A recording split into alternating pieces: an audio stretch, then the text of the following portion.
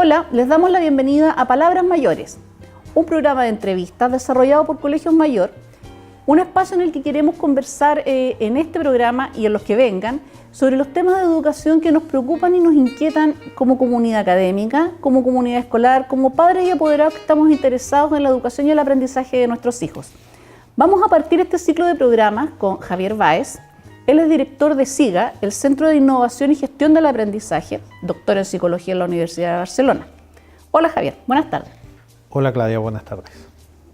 Queremos conversar sobre aula invertida, este modelo educacional que desarrolla Colegios Mayor. ¿Cómo llega? ¿Por qué se llega a este modelo de aula invertida? Bueno, la pregunta es muy relevante porque efectivamente le da sentido a lo que estamos haciendo como institución educativa.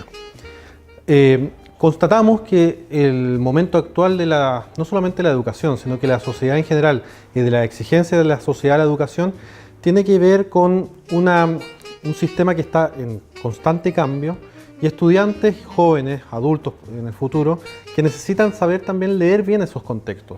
Por lo tanto, modelos tradicionales de la educación, centrados más bien en la reproducción del conocimiento, en la entrega de un conocimiento estanco, ya no hacía mucho sentido para estos nuevos desafíos. Por lo tanto, había que encontrar un modelo pedagógico que efectivamente permitiera desarrollar esas habilidades del siglo XXI, que permitieran tanto al estudiante integrarse bien en sociedad, pero no solamente integrarse bien en sociedad para servir a la sociedad, sino que también para desarrollarse de manera plena él mismo como sujeto, como persona que convive con otros. Entonces, la respuesta a tu pregunta tiene que ver con eso, con qué modelo podía satisfacer esos desafíos para la educación actual. ¿Qué pasó con la clase tradicional? ¿Por qué se decide optar por este modelo innovador que invierte los roles tradicionales en el aula y deja de lado un poco la clase a la que estuvimos acostumbrados por generaciones de un profesor que expone, alumnos que toman nota? Como decíamos antes, estamos en una sociedad del conocimiento y estamos también embarcados en un proceso que es de continuo cambio. La verdad es que el profesor o esas clases tradicionales centradas en una clase magistral que se entrega un conocimiento que es unidireccional, que es desde el profesor hacia el estudiante, no estaba respondiendo a estas necesidades de desarrollar las habilidades. El conocimiento es un conocimiento que fluye, es un conocimiento que está al alcance en distintos lugares, también en la sala de clase, pero también está en internet, también está en la conversación con los amigos, también está fuera del colegio. Por lo tanto, es importante que un modelo nuevo, este modelo innovador, reconozca esos desafíos de un conocimiento que está en constante construcción y que está en constante construcción no solamente por estas fuentes de información, como decíamos antes, que es internet, que es como la epítome de este concepto de cambio constante, sino que también es conocimiento que fluye y que está en los propios estudiantes. Los estudiantes también tienen mucho conocimiento, construyen conocimiento y es importante que con el profesor co-construyan ese conocimiento.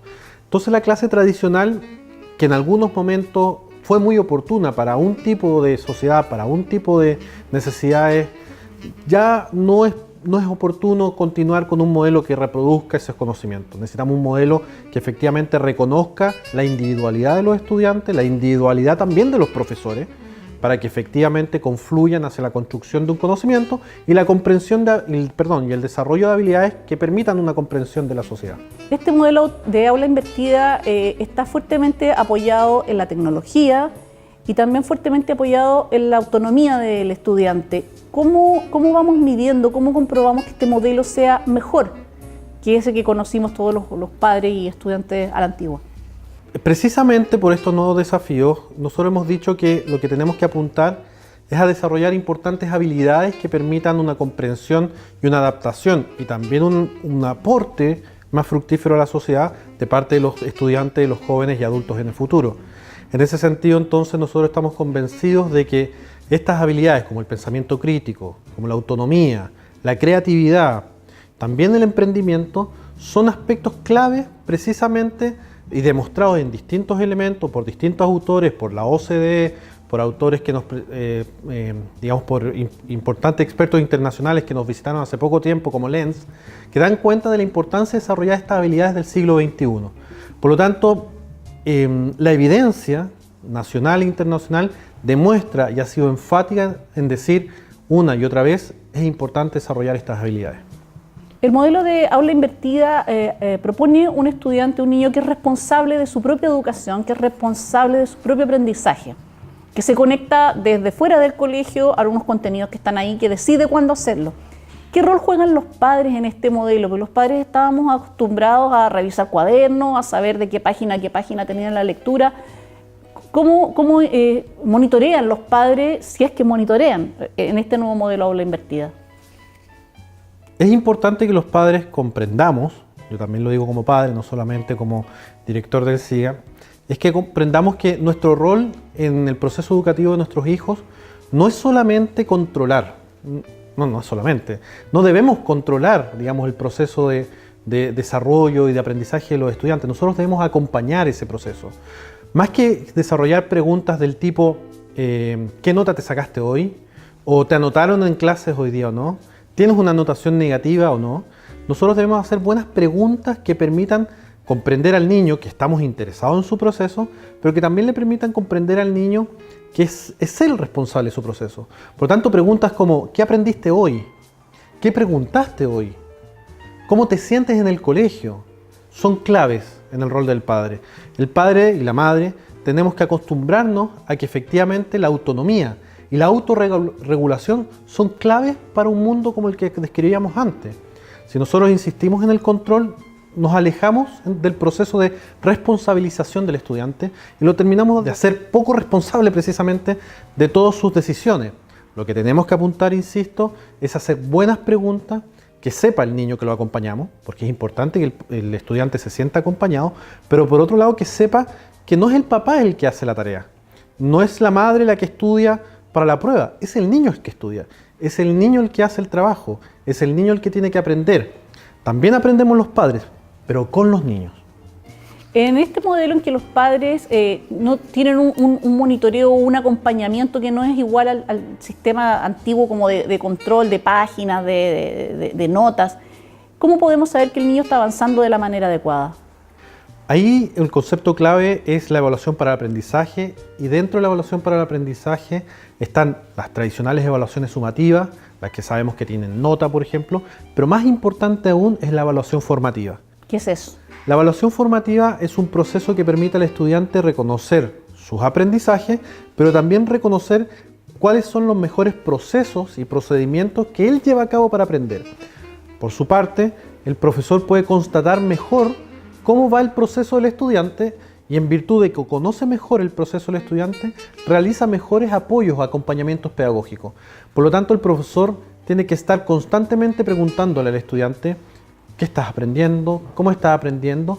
Pero no solamente desde la pregunta del profesor, sino que también el estudiante tiene que estar constantemente haciendo un proceso de reflexión o metacognición, si se quiere, respecto a sus procesos de aprendizaje. De esta manera, la evaluación formativa es un proceso y también son instrumentos que permiten constatar el avance para el logro del objetivo. En otras palabras, no puede pasarnos que llegado un momento nos demos cuenta no logramos el objetivo. Precisamente la evaluación formativa nos permite ir realizando los ajustes necesarios al proceso para que el objetivo se cumpla. ¿Qué es lo que hace un padre en el proceso de evaluación formativa? ¿Qué es lo que le toca hacer a un padre o un apoderado? Precisamente una de las cosas más importantes del proceso que mencionamos antes respecto a los padres tiene que ver con las preguntas. Generalmente, como decíamos antes, nosotros hemos estado ocupados de qué nota te sacaste, ¿no? Ok, la nota puede todavía tener un rol y efectivamente todavía tiene un rol respecto a la promoción o no de un curso a otro. Pero más relevante que la nota es precisamente conocer el estadio de desarrollo de ciertos aprendizajes o el logro de ciertos objetivos de aprendizaje. En ese sentido, los padres en la evaluación formativa, retomando un poco lo que decíamos antes, tiene que ver con buenas preguntas. ¿Qué aprendiste? ¿Cómo lo aprendiste? ¿Con quién aprendiste? Porque es muy interesante constatar que en la evaluación formativa también uno puede descubrir que el estudiante no solamente aprende del profesor, aprende y mucho de su par, de su compañero, de aquel que se sienta al lado o trabajando en grupo. Por lo tanto, también tenemos que ir aprendiendo a que el aprendizaje no es solamente algo que viene desde el adulto al menor, es también algo que ocurre entre los menores. Este modelo de aula invertida ha demostrado ser mejor. ¿Cómo aborda el tema de los estudiantes que tienen una rapidez distinta para aprender o que en el modelo tradicional antes se quedaban rezagados? ¿Cómo los aborda? No es solamente la rapidez que pueda tener un estudiante o no de aprender, también tiene que ver con los distintos estilos de aprendizaje que tienen las distintas personas. Hay personas que aprenden mucho mejor con imágenes, hay otros que aprenden mucho mejor con movimiento, hay otros que aprenden mucho mejor con la lectura. Lo que tenemos que hacer, y ahí está el foco también del aula invertida y la clase taller en particular, es reconocer esas distintas formas de aprender. Y en ese contexto, de nuevo, adquiere mucha fuerza la importancia de la evaluación formativa, porque precisamente nosotros tenemos que ser capaces de reconocer cómo aprende el niño, de qué manera aprende mejor o más fácil, se le hace más fácil aprender, y de esa manera reconocer esos distintos talentos, distintas habilidades y distintos estilos de aprendizaje de los niños para, en virtud de aquello, fomentar las ayudas pedagógicas. O sea, no sirve de nada insistir en un niño en que haga algún tipo de ejercicio si no reconocemos en esos ejercicios que le solicitamos al niño cómo él aprende mejor. Este modelo de aula invertida nos suena muy innovador, podemos entregarnos a él como padres. Sin embargo, el modelo educacional chileno está presionado por mediciones estandarizadas, tradicionales, que están ahí. Sabemos si el modelo aula invertida, si este modelo educacional funciona tan bien. Sabemos que funciona respecto del aprendizaje del alumno, pero si funciona también respecto de estas mediciones que, querámoslo o no, preocupan a muchos padres, los CIMSE, las PSU y todas estas mediciones que rondan nuestro sistema. Hay que distinguir un poco entre las lógicas de la PSU y el CIMSE. Son pruebas estandarizadas ambas, ¿cierto? Pero que tienen objetivos distintos. El CIMSE efectivamente tiene una correlación más alta o está más relacionado con la cobertura curricular y con la evaluación del currículum de alguna forma, ¿ya? Ahora, la PSU en cambio más bien mide como disposición a una nueva etapa, cómo está preparado el estudiante para una nueva etapa, en este caso la educación superior. Entonces tienen distintos focos, digamos, de atención cada una de estas pruebas. Sin embargo, ambas son de interés. Yo lo que puedo decir en este momento es que efectivamente hay una importante relación entre los resultados en cualquiera de estas pruebas estandarizadas precisamente con el desarrollo de estas habilidades que te mencionaba anteriormente. Es decir, desarrollar el pensamiento crítico, desarrollar la creatividad, desarrollar la autonomía, el emprendimiento, todos los procesos metacognitivos que hemos mencionado también anteriormente, no solamente son una estrategia o no solamente son habilidades que le van a facilitar al estudiante integrarse a la sociedad, como decíamos antes, o desarrollarse más plenamente, sino que precisamente le van a permitir abordar distintos procesos, entre otros las pruebas estandarizadas. Entonces, la forma de enfrentarse a las pruebas estandarizadas de un niño que es autónomo, de un niño que tiene una capacidad de pensamiento reflexivo, crítico y metacognición, es totalmente distinto de aquel niño que no tiene una capacidad de autonomía.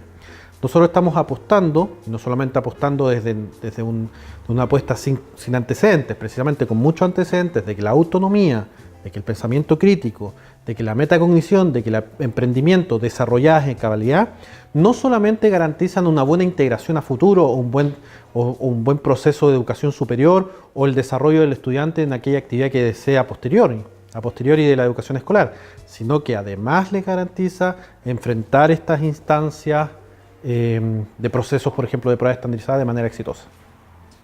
Muchas gracias, Javier.